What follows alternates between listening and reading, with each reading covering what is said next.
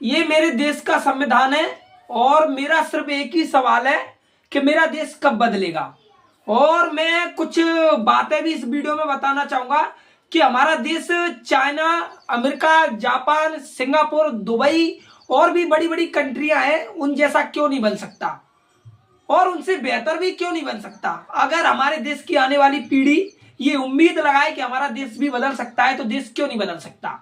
मैं मानता हूं अभी गलत लोगों के हाथ में हमारा देश हो सकता है, कुछ लोगों का ऐसा मानना हो सकता है, लेकिन हाँ, आने वाले समय में तो हमारा देश अच्छे हाथों में जा सकता है अगर हम लोग चाहें, आम आदमी चाहे तो देश को सही हाथों में भी दे सकता है। तो चलिए मेरे भाइयों, मैं पिछले 8 साल से यूट्यूब पर काम कर रहा हूं, लेकिन मेरा सपना यूट्यूबर बनने का नहीं, मेरा सपना है देश को बदलने का। और मैंने कई सारी किताबों को पढ़ा। मैं मानता हूं मैं एक छोटा बच्चा हूं, आप लोग ये भी सोच सकते हैं, और मेरे पास कुछ भी नहीं है। सच बताऊं तो मैं रेलवे स्टेशन पर सोता हूं, मुंबई में जाता हूं तो, और कुछ बड़ा पाव वगैरह खाने को मिल जाता है तो खा लेता हूं, इसीलिए मेरी ऐसी हड्डियां हैं और मेरे पास शरीर भी नहीं है। लेकिन फिर भी मेरी आंखों में एक उम्मीद है कि मेरा देश भी बदलेगा, मेरा देश भी और कंट्रियों जैसा बनेगा। और ये उम्मीद कहां से जागी? कई सारी किताबों को मैंने पढ़ा और मैंने समझा, और कई सारी कंट्रियों के बारे में मैंने रिसर्च करी, तो मुझे पता चला कि वो कंट्रियां कितना आगे है और हमारा देश इतना पीछे है, जबकि हमारे पास सारी सुविधाएं हैं। हमारे देश में क्या टैलेंट नहीं है? टैलेंट है। जब हिंदुस्तान का एक अमेरिका में राष्ट्रपति बन के अमेरिका को बदल सकता है, तो वही व्यक्ति अपने देश को क्यों नहीं बदल सकता? इसका सबसे बड़ा कारण है यहाँ के लोग चाहते ही नहीं कि इनका देश बदले। इसलिए कोई व्यक्ति अगर देश के लिए आवाज उठाता है, देश के लिए काम करता है, तो उसे देश छोड़कर बाहर जाना पड़ता है, क्योंकि यहाँ के लोग उसको गलत साबित कर देते हैं या देशद्रोही साबित कर देते हैं। तो मैं यही सोच रहा हूं कि हमारे देश के युवा आगे बढ़े और इस चीज को अपने दिमाग में डालें कि आने वाली पीढ़ी ऐसी क्यों नहीं हो सकती कि वो देश की तरक्की के लिए काम करे। आजकल माँ बाप अपने बच्चों को क्या सिखा रहे हैं हमारे देश में? बेटा नौकरी करो पढ़ लिख के और घर चलाओ। लेकिन ये कोई नहीं बताता, बेटा पढ़ो लिखो खूब, लेकिन नौकरी के लिए नहीं, देश चलाने के लिए।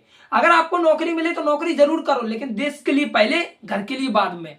लेकिन आजकल हर किसी का माइंडसेट यही रह गया है, देश से क्या लेना देना, खुद के घर से लेना देना है। लेकिन उनको कौन बताए ये देश रहेगा तो हम रहेंगे, देश नहीं तो हम नहीं। अगर हमारे देश के नौजवान जैसे हमारे भगत सिंह जी और हमारे महात्मा गांधी जी और हमारे सुभाष चंद्र बोस जी, रानी लक्ष्मीबाई जी, जिन महान हस्तियों ने कुर्बानी दी थी, अगर वो कुर्बानी नहीं देते देश के लिए, क्या आज हमारा देश ऐसा होता? ये मेरे आने वाली पीढ़ी से सवाल है, क्या ऐसा हमारा देश होता? नहीं होता। लेकिन उन्होंने काम किया अपने देश के लिए। और मैं एक बात आपको बताना चाहूंगा, जीवन में पैसा कमाना सब कुछ नहीं होता। पैसा जरूरी है, मैं गलत नहीं बोलूंगा, पैसा जरूरी है, लेकिन पैसा किस लिए कमा रहे हैं हम, ये समझना जरूरी है। पैसा कमाइए, अपने घर को आगे बढ़ाइए, अपने बच्चों को पढ़ाइए लिखाइए और देश के लिए काम करिए। पैसा इसलिए, पैसा सही कर्म करने के लिए है, लोगों की मदद करने के लिए है, अपने देश का नाम रोशन करने के लिए है। पैसा गाड़ियों में घूमने के लिए, अय्याशी करने के लिए नहीं है। तो पैसा कमाना गलत नहीं है, लेकिन पैसा कमाओ और सही जगह लगाओ, और सिर्फ पैसे के लिए काम मत करो। मैं ये जानता हूं, मेरे को 8 साल हो गए और मेरे गांव में अभी भी मेरे से लोग बोलते हैं, तूने 8 साल में क्या उखाड़ लिया, तू कुछ बना ही नहीं, तेरे पास ना घर है ना गाड़ी है, तू पैदल जाता है, तेरे पास खाने तक के नहीं है, कहीं बाहर चला गया तो स्टेशनों पर सोता है। लेकिन मेरे दिमाग में एक ही सवाल चलता है, मैं खुद के लिए काम नहीं कर रहा, मैं गाड़ियों में घूम के बंगले में रह के क्या ही करूंगा, मुझे अपने देश के लिए काम करना है। और ये बात अगर हर युवा के अंदर चली जाए तो वो युवा फिर अपने देश के लिए काम करे। देश बदलेगा तो इंसान बदलेगा। अगर हमारा देश तरक्की करेगा तो आम आदमी की भी धनराशि बढ़ेगी, उसको काम मिलेंगे, रोजगार मिलेगा, उसको अच्छी शिक्षा मिलेगी, अच्छा स्वास्थ्य मिलेगा, तो लंबा जीवन जिएगा वो व्यक्ति। लेकिन ये कब होगा? जब हम देश को बदलने की सोचेंगे, ना कि खुद को। हमें खुद को बदलना है, उसके बाद देश को बदलना है, लेकिन सिर्फ पैसे के लिए काम नहीं करना है, देश के लिए काम करना है। चलिए अब बात करते हैं कि हम अपने देश के लिए ऐसे क्या कदम उठा सकते हैं जिससे हमारा देश बदला जा सकता है। देखो, मैं कोई महान ज्ञानी तो नहीं हूं, लेकिन जहां तक मैंने सीखा है उस हिसाब से मैं बता रहा हूं। हमारे देश में 2 चीजों की बहुत जरूरत है। हमारे देश में शिक्षा को फ्री करना पड़ेगा और एक कानून लाना पड़ेगा कि जिस स्कूल में गरीब आदमी का बच्चा पढ़ रहा है, उसी स्कूल में अमीर हो या अरबपति हो, करोड़पति हो, कितना भी बड़ा आदमी हो, वो भी उसी स्कूल में पढ़ाना पड़ेगा उसको, अपने बच्चे को। तो जब शिक्षा का समानता मिलेगा तब लोगों में आगे बढ़ने की क्षमता बढ़ेगी। तो शिक्षा अगर मिलेगी तभी हमारा देश बदलेगा। अगर अमीर आदमी की इच्छा है वो नहीं करेगा उस स्कूल में, वो एक अलग बात है, लेकिन हम एक अच्छा स्कूल ना बना कर दें गरीब लोगों के लिए, गलत बात है। अगर हमारे देश का गरीब बदलेगा तो हमारा देश बदलेगा और हम भी आगे बदलेंगे और हमारा खुशहाल देश बनेगा। तो मैं चाहता हूं कि अपने देश में शिक्षा फ्री हो, अच्छी व्यवस्था बने लोगों को पढ़ने की, और दूसरा मेरा यही उद्देश्य है कि हमारे देश में स्वास्थ्य बहुत अच्छा होना चाहिए, क्योंकि मेरा एक ही गोल है और मैं एक ही बात कहता हूं लोगों से कि हमारे पास जितने लोग हैं उनको बचाने की जरूरत है और ज्यादा बढ़ाने की जरूरत बिल्कुल भी नहीं है। अगर एक माँ का एक ही बेटा है तो उसे एक बेटे पर वो अपना माँ ध्यान दे पूरा, उसको पढ़ा लिखा के आगे बढ़ाए, दूसरा बेटा ना होना चाहिए उसके तो भी कोई दिक्कत नहीं है।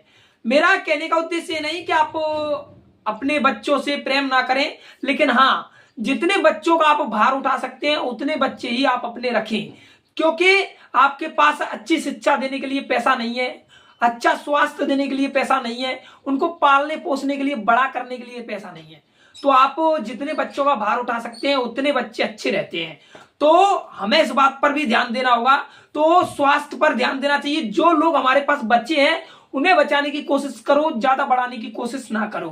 बच्चे दो ही अच्छे हैं, ये बात बिल्कुल सही है, अगर ना हो तो भी कोई बुराई नहीं है, क्योंकि देश में कई सारे गरीबों के बच्चे मर रहे हैं और उनको हम क्यों ना गोद ले लें और उन्हें अपना बनाए और उन्हें गले से लगा के पाले पोसे। इससे बड़ा कर्म और धर्म क्या हो सकता है। तो मेरा उद्देश्य यही है। तो मैं इन्हीं बातों पे आपसे कहना चाहूंगा कि हमारे देश को China, Japan, America, Singapore, Dubai, बड़े बड़े जितने भी देश हैं, जितने भी अमीर अमीर देश हैं, रूस हो गया जैसे रसिया, तो उनकी तरह हमारे देश को बनाया जा सकता है, हमारे देश को उनकी तरह बनाया जा सकता है। लेकिन कब? जब हम सही चीजों पे बात करें। आज हमारे देश में लोगों की बातें गलत चीजों पर हो रही हैं, किसी को अंधविश्वास में फंसाया जा रहा है, किसी को नौकरी के जाल में फंसाया जा रहा है। ऐसे देश नहीं चलेगा, सिर्फ घर से चल सकता है। तो हमें देश को बनाना है। देश को बनाने के लिए हमें आने वाली पीढ़ी से बात करनी पड़ेगी। अगर हम एक गांव के लीडर हैं, शहर के लीडर हैं, स्टेट के लीडर हैं या डिस्ट्रिक्ट के लीडर हैं या देश के लीडर हैं, तो हमें अपने लेवल के लोगों से बात करनी चाहिए और इस बात पे जोर डालना चाहिए कि हम ऐसा क्या करें जिससे हमारा देश बदला जा सकता है। तो दोस्तों मैं आपको यही बताना चाहूंगा कि हमें देश के लिए काम करना चाहिए और हमारा देश भी बदल सकता है।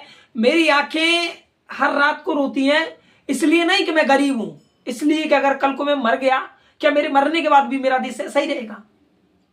मैं कभी कभी सोचता हूं सब कुछ छोड़ देना चाहिए, मैं क्या उखाड़ पाया।